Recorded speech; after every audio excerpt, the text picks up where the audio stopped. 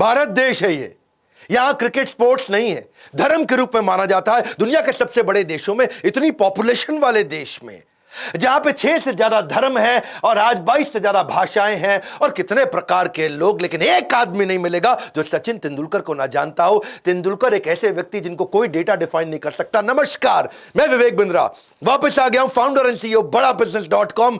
तेंदुलकर पे आज बात करने से पहले याद दिला दूं, Steve Jobs, Marwari, D Mart, Mary Kom, McDonald, Warren Buffett, success habit of billionaire और इसके अलावा पब्लिक स्पीकिंग पे 2 वीडियोस बनाए। फॉर्म में चल रहा हूं ना। बिल गेट्स पे आपने बोला, अब दूंगा अगला वीडियो। वेनेजुएला क्यों डूबा, अमेरिका क्यों उठा, टेक्सटाइल इंडस्ट्री, फर्नीचर इंडस्ट्री, जो टॉपिक बोलोगे आऊंगा।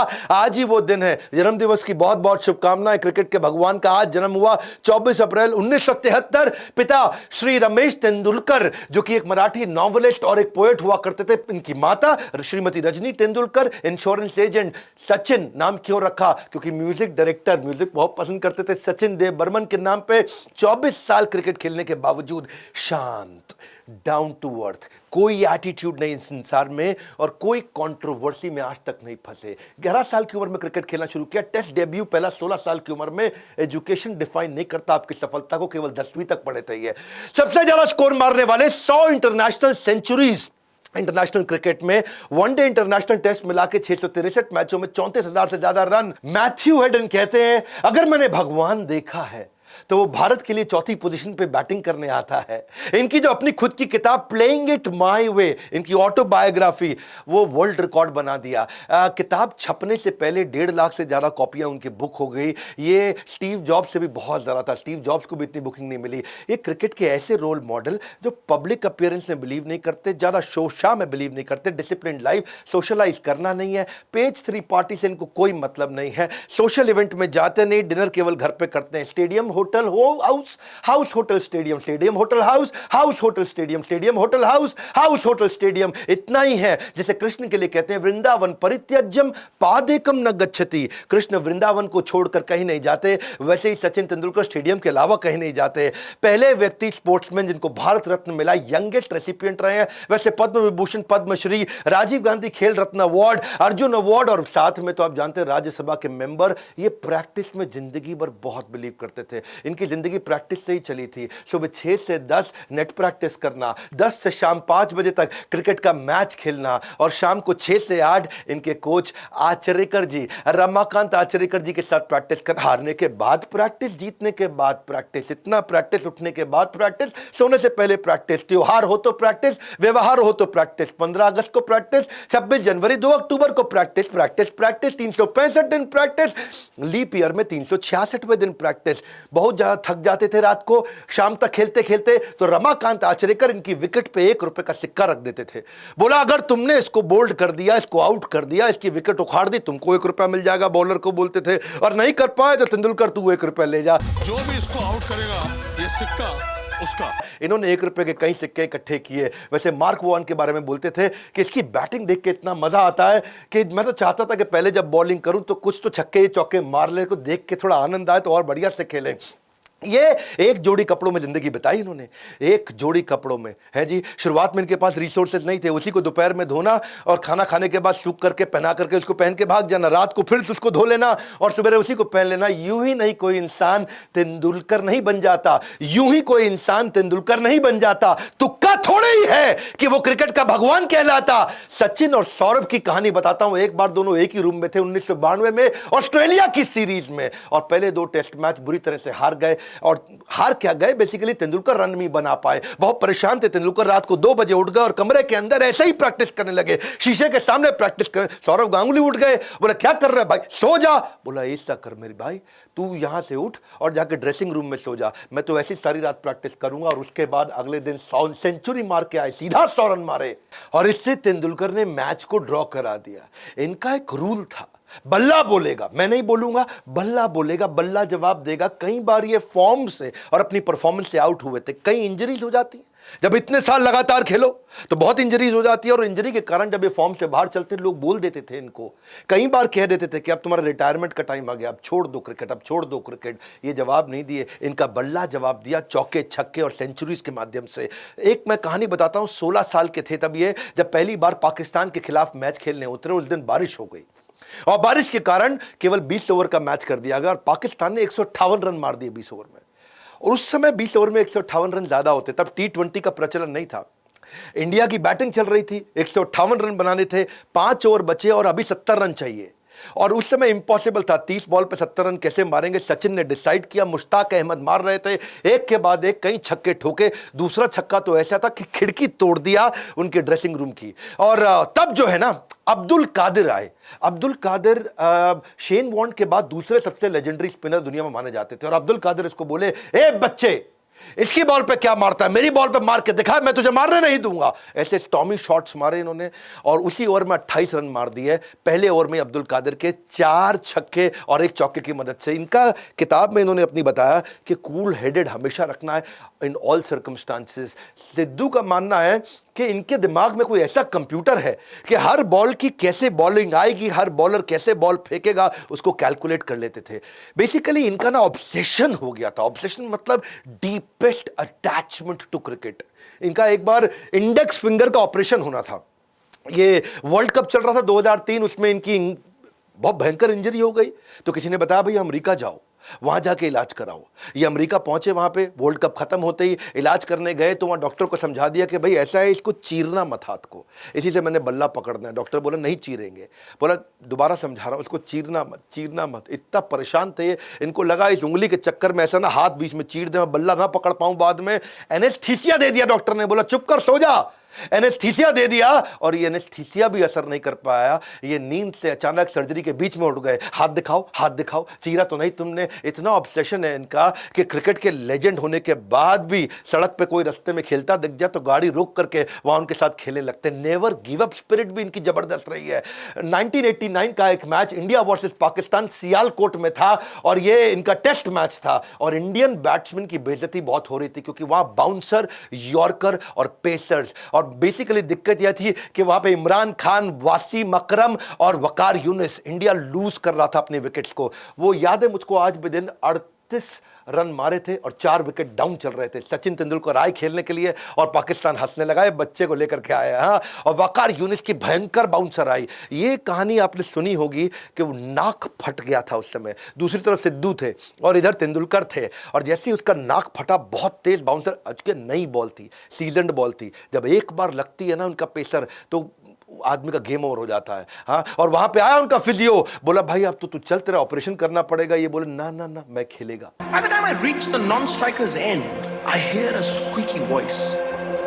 मैं खेलेगा, मैं खेलेगा, मैं खेलेगा। इसको बोलते हैं नेवर गिव अप। मैं खेलेगा, मैं खेलेगा। मेरी और आपकी जिंदगी में कई बार ऐसा होता है और इसको बोलते हैं बाउंस बैक। मैं खेलेगा, मैं खेलेगा। हाँ, when there is a setback, do not sit back, only step back to bounce back। और आखिरी स्टंप तक उस समय 58 रन नॉट आउट चले और इसी के साथ एक रियल फाइटर का जन्म हुआ। कहते हैं कि तू कयामत तक धरने पर बैठ है, किस्मत को बोल रहे हैं, तू कयामत तक धरने पर बैठ जा, कुछ मत दियो मुझको, लेकिन मैं कोशिशों तक कभी इस्तीफा नहीं दूंगा। कोशिशों का इस्तीफा तेंदुलकर ने तो कभी नहीं दिया। वसीम अकरम का मानना था कि मैं सौभाग्यशाली हूं, तेंदुलकर मेरे समय पे खेले। ये कभी भी इन्होंने अपना विजन वर्ल्ड कप से हटाया नहीं। कपिल देव के बाद ये चाहते थे वर्ल्ड कप लाना, 2007 में हार गए, सबको लगा रिटायरमेंट का टाइम आ गया, उम्र बढ़ गई, क्विट नहीं किया, लगे रहे और हिस्ट्री आप इतिहास जानते हैं। जो बात आ गई साहस पर तो यमराज से भी टकराऊंगा, मुसीबत चाहे जितनी आए, लक्ष्य को खींच लाऊंगा। ये लेके आए वर्ल्ड कप भारत देश में दोबारा। ऐसे सिद्धांतवादी व्यक्ति, इतने ईमानदार व्यक्ति, इन्होंने जब 1990 में पहला टेस्ट सेंचुरी मारा, 119 नॉट आउट, ये मैन ऑफ द मैच बने। इनको शराब की बोतल गिफ्ट करी, उस समय शैंपेन की बोतल गिफ्ट करी गई थी, लेकिन तब ये 17 साल के थे। इन्होंने खोली नहीं बोतल। सबने बोला अरे प्राइवेट पार्टी, अरे कमरे की बात है, लगा ले, क्या दिक्कत है, लेकिन तेंदुलकर ने खोली नहीं बोतल। और किसी को नहीं पता था 17 साल के, बाद में पता चला 17 साल के कारण नहीं खोले। ये प्राइवेट पार्टी की जा सकती थी पर उन्होंने वेट किया जब तक लीगल उम्र नहीं हुई। इनको लगता था मैं लीगल नियम नहीं तोड़ूंगा। और वैसे इतने ईमानदार व्यक्ति हैं, सेवा में हमेशा लगे रहते, बहुत डोनेशन चैरिटी करते हैं, स्वच्छता एम्बेसडर के सबसे अवार्डेड और सबसे एफिशिएंट एम्बेसडर रहे हैं। ओपनली पब्लिक में बोलते थे कि मैं टोबैको का, शराब का, किसी इस प्रकार की चीज को कभी एंडोर्स नहीं करूंगा। कई मेगा एंडोर्समेंट डील्स आई, उनको छोड़ दिया। 96 के वर्ल्ड कप में जिस समय सबके सब टोबैको का ब्रांड अपने बल्ले पर लगाया करते थे, फोर स्क्वायर का, विल्स का, का इन्होंने मना कर दिया, एकदम साफ मना कर दिया, बिना स्टिकर के बैटिंग किया। राहुल द्रविड़ तक विल्स का स्टिकर लगा करके, और कहीं तो दूसरे ऐसे इंटरनेशनल खिलाड़ी तो शराब का बहुत प्रमोशन करते ही थे। A man who values privileges over principles loses both. Privilege का मतलब क्या हुआ? जो मजा आने लगता है ना जिंदगी का, जो मजे पे ज्यादा फोकस करता है और सिद्धांत छोड़ देता है, उसके दोनों निकल जाते हैं हाथ से। Don't become a man of success, become a man of values and principle. यही है तेंदुलकर, हमेशा जीवन में ग्राउंडेड रहे। आपको पता है रिक्की, सचिन और काम्बली, ये तीनों ने इकट्ठे क्रिकेट खेलना शुरू किया। शिवाजी पार्क में खेला करते थे ये। तो काम्बली तो पीछे रह गए, रिक्की बहुत पीछे रह गए थे, और तेंदुलकर अब लेजेंड हो चुके थे। और जब इनसे मराठी में बात करने के लिए कभी रिक्की आते, तो रिक्की ने जब देखा कि इतने बड़े हो गए, तो उनको ऐसा बोलने लगे, तुम्ही। मराठी में तुम्ही, मराठी में तू बोलते हैं। माता पिता को भी तू बोलते हैं, और वो इज्जत होती है, उसमें इज्जत होती है। मराठी में तुम्ही, जब बहुत ज्यादा सीनियर और बहुत ज्यादा रिस्पेक्ट देना हो तब तुम्ही बोलना होता है। तो तुम्ही का मतलब आप है, जैसे हिंदी में आप है। रिकी इनको तुम्ही तुम्ही बोलने लगे, तो इन्होंने मना कर दिया, टोक दिया, ये क्या कर रहा है, इतना इनफॉर्मल क्यों हो रहा है? बोला अब तू बड़ा हो गया है। बोले मेरी बात सुन, हम आज भी वही दोस्त हैं। You have changed, I have never changed. Australia के एक टूर में 2007 में इन्होंने एक इंडियन टैक्सी ड्राइवर को लिया। अगली कहानी सुनो। और वो इंडियन टैक्सी ड्राइवर इनकी बहुत सेवा में जुट गया था। बहुत बारिश आई, तेंदुलकर सड़क पर निकले, तो उसने अपनी जैकेट उतार के टैक्सी ड्राइवर ने तेंदुलकर को दे दी। तेंदुलकर इतना इंस्पायर्ड हो गए उससे, इतना इंस्पायर्ड हुए, इतना टच्ड फील किया उन्होंने, कि उन्होंने जाके बाजार से एक नई डिज़ाइनर जैकेट खरीदी और उसको गिफ्ट किया। अपने मैच की एक टी शर्ट ली, उसको न केवल खुद साइन किया, बल्कि बाकी 10 खिलाड़ियों से भी उस मैच के, उनसे भी ऑटोग्राफ दिलाया, मैच के पासेस दिए। ये हमेशा, इसको कोई इज्जत दे तो बहुत बढ़ा के इज्जत देते हैं। कहते हैं कि पहाड़ चढ़ते वक्त ये सीखने को मिलता है, जब ऊंचा बढ़ना हो तब झुकना पड़ता है, और ये हमेशा झुकने को तैयार रहते हैं। इनकी हम्बलनेस, इनकी गुड बाय स्पीच, वो सुन लेना, ना आंख में आंसू आ जाए। पूरा स्टेडियम रोया था उस दिन। अपने पिता के बारे में बोले कि उनकी गाइडेंस के बिना में कुछ नहीं था। My father, without his guidance, I don't think I would have been standing here in front of you. So I miss him today.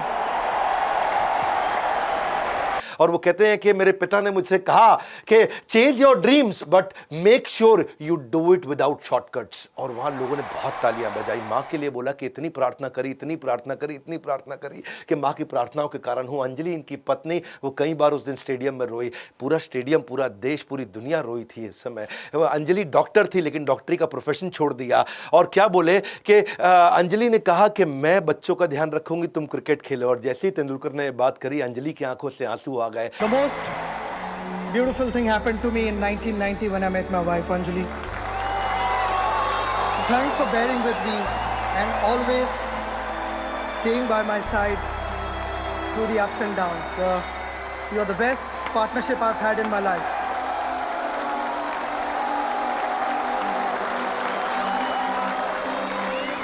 बच्चों के लिए इन्होंने बोला कि मैं जिंदगी भर तुमको समय नहीं दे पाया, पर अब देना चाहता हूं। Showing gratitude is one of the simplest yet most powerful things in life. Muttiah Muralitharan का कहना था कि दुनिया में कभी दूसरा तेंदुलकर अब नहीं मिलेगा। तेंदुलकर इतने ईमानदार हैं और लोग उन पर इतना विश्वास और इतना प्रेम करते हैं उनसे कि उनके नाम की कसम खा सकते हैं।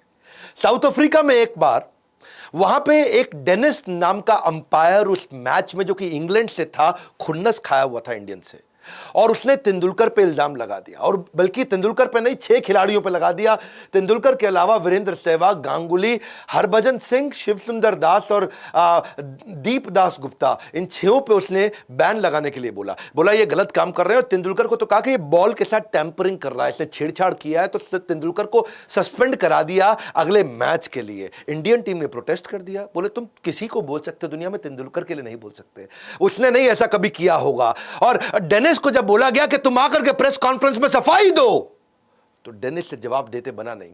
इंडिया में आउटरीच हो गया, लोगों ने उस अंपायर के पुतले जलाने शुरू किए। बात पार्लियामेंट तक पहुंच गई और पार्लियामेंट में भी बहुत शोर शराबा हुआ। और डेनिस के लिए बोला गया कि ये रेसिस्ट है, ये हमारे थर्ड वर्ल्ड कंट्रीज के अगेंस्ट है। और बीसीसीआई जो हमारे देश का बोर्ड है, उन्होंने बोल दिया हम टूर ही कैंसिल कर देंगे। ये डेनिस ने गलत किया, इसका जवाब चाहिए। आईसीसी वैसे डेनिस का सपोर्ट कर रहा था, लेकिन अल्टीमेटली क्या हुआ, साउथ अफ्रीकन बोर्ड ने खुद ही मना कर दिया। हालांकि मैच साउथ अफ्रीका के खिलाफ था, उन्होंने ईमानदारी के चलते खुद ही मना कर दिया, डेनिस की हमें कोई जरूरत नहीं, डेनिस तू स्टेडियम में नहीं घुसेगा। लोग इतना मानते थे तेंदुलकर को, इतना मानते थे कि अगर उनके खिलाफ जाओगे तो बात कभी नहीं बन सकती। सचिन के लिए मैडनेस है, हमारे देश में भगवान मानते हैं, मंदिर बना देते हैं उनके। अगर बात सचिन की हो रही है और सुधीर कुमार गौतम की ना हो, ये हो नहीं सकता। साइकिल चला करके मुजफ्फरपुर से पहली बार मुंबई 2003 मैच में, कई दिन लगे उनको, पहली बार गए थे। तेंदुलकर ने उनको फ्री टिकट भी दिया। एक्चुअली गरीब इंसान है वो, बहुत क्षमा चाहता हूं ऐसा बोलना पड़ रहा है, पर आर्थिक रूप से कमजोर है। मुजफ्फरपुर से जमशेदपुर 1100 किलोमीटर, मुजफ्फरपुर से मुंबई 1700 किलोमीटर, एक साइड बता रहा हूं, आना जाना नहीं, 1700 × 2 3400 किलोमीटर। इतना ही नहीं, पाकिस्तान तक साइकिल चला के पहुंच गए, बांग्लादेश 3 बार साइकिल चला के गए। इतने पैसे नहीं कि ट्रेन की टिकट दे सके, और अगर ट्रेन में कभी जाना भी पड़ा तो बिना टिकट लिए जाते थे। 2003 में गांव से बेंगलोर जाने में ट्रेन से 60 घंटे लगे, लेकिन 3 ट्रेन बदल के मैं गया, वो भी बिना टिकट, क्योंकि टिकट के पैसे नहीं थे और मुझे मैच देखना था। पुलिस स्टेशन के बाहर रात को सो जाते थे, स्टेडियम के बाहर सो जाते थे, अपने शरीर को पूरा पेंट कर लेते थे। सुधीर गौतम ने एक क्रिकेट मैच नहीं छोड़ा, 16 साल तक लगातार अपने शरीर को पेंट करते रहे। पूरी बॉडी को पेंट करने में उनको सारी रात लग जाती थी, जिसमें ना वो खा सकते, ना पहन सकते, ना सो सकते। मैच से एक रात पहले मैं खुद अपने बॉडी को तिरंगे में रंगता हूँ, पूरी रात सोता भी नहीं हूँ, कुछ खाते भी नहीं, और ये तिरंगे की शक्ति है जो मुझे भूख भी नहीं लगती। खर्चा चलाने के लिए थोड़ी बहुत जॉब करते थे, आर्थिक रूप से इतना कमजोर, लेकिन मैच के टाइम पे जॉब छोड़ देते थे।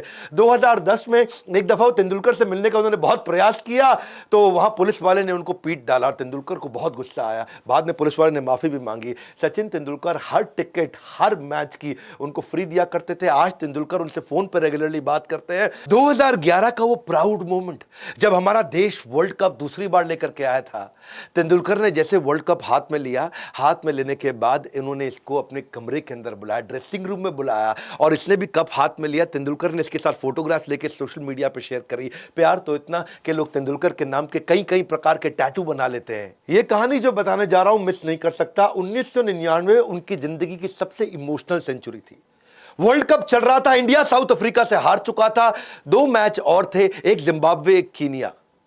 रात को अचानक घंटी बजी, पत्नी आई और उन्होंने बोला आपके पिता का देहांत हो गया है, बहुत तीव्र हार्ट अटैक के कारण।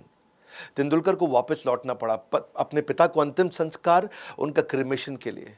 वो लौटे, सारे रास्ते बहुत दुखी थे, पीछे चल रहा है वर्ल्ड कप और यहां पिता का देहांत हो गया।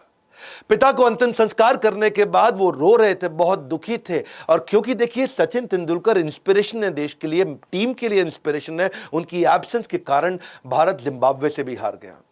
दुख और बढ़ गया, परेशानी बढ़ गई। मां ने कहा शायद तुम्हारे पिता भी चाहते कि तुम वापस लौट जाओ। तेंदुलकर ने सामान पैक किया और वापस आने लगे। नहीं भी आते लौट के तो कोई शिकायत नहीं करता, पर रोती मां को पीछे छोड़ करके वापस आने के लिए उन्होंने हवाई जहाज पकड़ा। अंधेरा था जीवन में, कहते हैं कि अंधेरों में दुखों का जो दिया जलाता है, अंधेरा बढ़ चुका था, अंधेरों में दुखों का जो दिया जलाता है, देश को सर्वोपरि रखे, वही सचिन तेंदुलकर कहलाता है। पिता के फ्यूनरल के बाद मां रो रही थी, लेकिन सचिन तेंदुलकर लौट के आए, देश को रीअश्योरेंस मिला। पूरा स्टेडियम खड़ा हो गया था उस दिन। केवल भारत ने स्वागत नहीं किया, ओपोनेंट टीम ने, पूरे स्टेडियम ने, सभी देश के जितने लोग, सबने बहुत स्वागत किया, बहुत ताली बजाई, और वो उनके लिए मैच विनिंग गेम था। 101 बॉल पे 140 रन मारे, और जब उन्होंने शतक कंप्लीट किया तो, और जब उन्होंने आकाश की तरफ देखा तो अपने पिता को धन्यवाद कर रहे थे। वो बोले कि मैं, शायद मेरे पिता भी यही चाहते कि मैं आता और देश के लिए खेलता। वो उनका सबसे इमोशनल सेंचुरी थी। स्टीव वॉ का कहना है कि Sachin is the only one, there is no shame in losing to. Tendulkar ही एक ऐसे खिलाड़ी हैं जिसके सामने हार जाएं तो शर्म नहीं लगती है। वो ऐसे खिलाड़ी, साउथ अफ्रीका के खिलाफ उनका एक और मैच सेमीफाइनल था हीरो कप का, 93 की बात है, और उस समय इंडिया केवल 195 रन मार पाई। लग रहा था कि हार जाएंगे, पर कुछ अनिल कुंबले की बॉलिंग ऐसी चल गई कि साउथ अफ्रीका कंट्रोल में आ गया। उधर फील्डिंग भी बहुत अच्छी चल रही थी, जडेजा उन दिनों फॉर्म में थे, अजरुद्दीन फॉर्म में चल रहे थे, और फील्डिंग जबरदस्त होने के कारण साउथ अफ्रीका को काफी कंट्रोल कर लिया। बहरहाल आखिरी ओवर आ गया, 6 बॉल पे 6 रन साउथ अफ्रीका को चाहिए। अजरुद्दीन सबसे पूछे कौन करेगा आखिरी ओवर, कोई नहीं आया, क्योंकि हार की घंटी अपने गले में बांधने को कोई तैयार नहीं था, कोई आगे नहीं आया। तेंदुलकर ने वॉलंटियर किया कि ठीक है, 6 बॉल पे 6 रन, आखिरी ओवर मैं करूंगा। और तेंदुलकर ने उस समय ऐसी बॉलिंग करी कि उन्होंने पहली 5 बॉल पे खाली 2 ही रन दिए। 6 चाहिए थे, 2 रन चले गए थे, आखिरी बॉल 4 और मारने थे। अब केवल चौके का खतरा था। चौका या छक्का, गेम ओवर। तेंदुलकर ने पीछे विकेट कीपर को बोला, मेरी बात सुन, अगर ऐसा ना हो जाए कि इनसाइड एज लग करके चौका लग जाए, पीछे मत खड़ा रहे, थोड़ा दूर जाके पीछे खड़ा हो। और जैसे उन्होंने विकेट कीपर को बोला दूर जाके पीछे खड़ा हो, इनसाइड एज का खतरा है, 1 रन 2 रन से मुझे कोई परेशानी नहीं। तेंदुलकर ने बॉल डाली और वही हुआ, इनसाइड एज लग गई। अब क्योंकि विकेट कीपर काफी डिस्टेंस पे था तो पकड़ पाया, नहीं तो वो चौका निकल जाता। तेंदुलकर की केवल बॉलिंग से मैच नहीं जिताया, उसने अपनी इंटेलिजेंस और जीनियस से भी इस मैच को जिताया।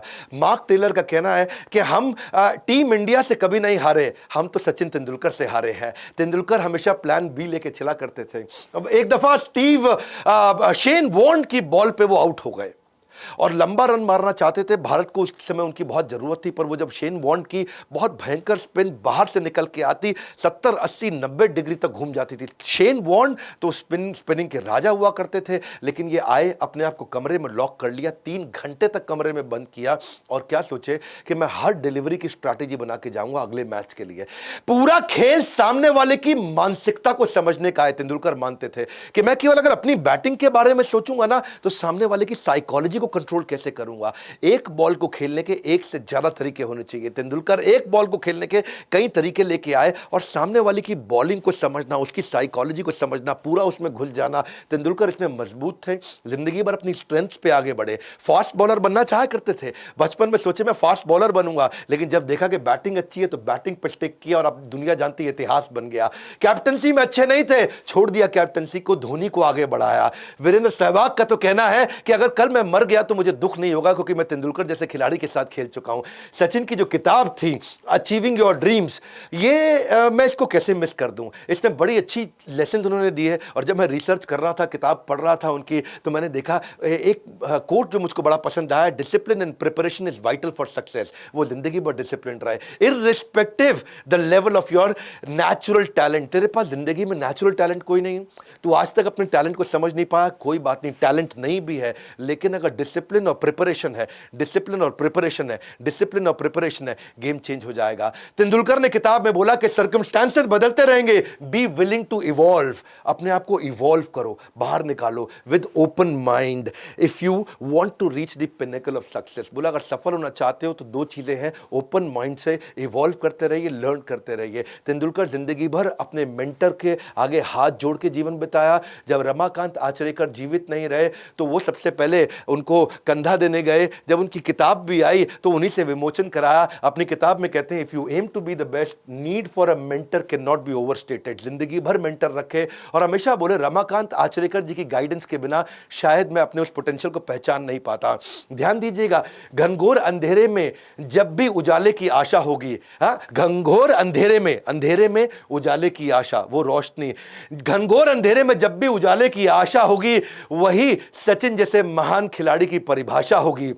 यही लर्निंग जो उन्होंने डिसिप्लिन जो जिंदगी भर रखा, अगर आप भी लर्निंग और डिसिप्लिन पे फोकस करें। मैंने भी अपनी ऑर्गेनाइजेशन में लर्निंग और डिसिप्लिन पे फोकस किया, कंटिन्यूस हम इवॉल्व किए। आज एक अफोर्डेबल कोचिंग प्रोग्राम तो बिल्ड कर दिया ना हमने, जो कि एमबीए की फ्रैक्शन ऑफ कॉस्ट में नहीं। आज इतनी महंगी एमबीए के अगेंस्ट हमने इसे खड़ा किया और प्रोफेसर कौन से लेके आए, established businessman, subject matter expert, बहुत लंबी चौड़ी लिस्ट है। हमने convenience of time, place, any device, any time, any place build किया। हमने पोस्ट सेल सर्विस भी बिल्ड कर दिया कि अगर आपने कोर्स लिया है तो आपको हैंड होल्डिंग जरूर देंगे। आज इसी कारण से 100 मिलियन का माओ है, माओ मतलब मंथली एक्टिव यूजर। आज 100 मिलियन का मंथली एक्टिव यूजर हो चुका है हमारा। 100 से ज्यादा ऑफिस के साथ, 26 मिलियन की कम्युनिटी के साथ आज तक 50 लाख लोगों को हम ट्रेन कर चुके हैं, यानी कि 5 मिलियन। इंडिपेंडेंट सेल्स एजेंट हमारे 12,000 से ज्यादा हैं देश में। 50 कोर्स लॉन्च कर चुके हैं, अगर आपको नहीं मालूम हो, मालूम होना चाहिए। हर प्रॉब्लम पे कोर्स लॉन्च कर दिया हमने। और कोर्स किसने बनाया, देश के सबसे बड़े एक्सपर्ट्स ने। 2 साल का बिजनेस मैनेजमेंट प्रोग्राम, छोटे छोटे बहुत सारे प्रॉब्लम सॉल्विंग कोर्सेज और लंबा चौड़ा अलादीन का चिराग, जिसको हम लाइफ टाइम मेंबरशिप बोलते हैं।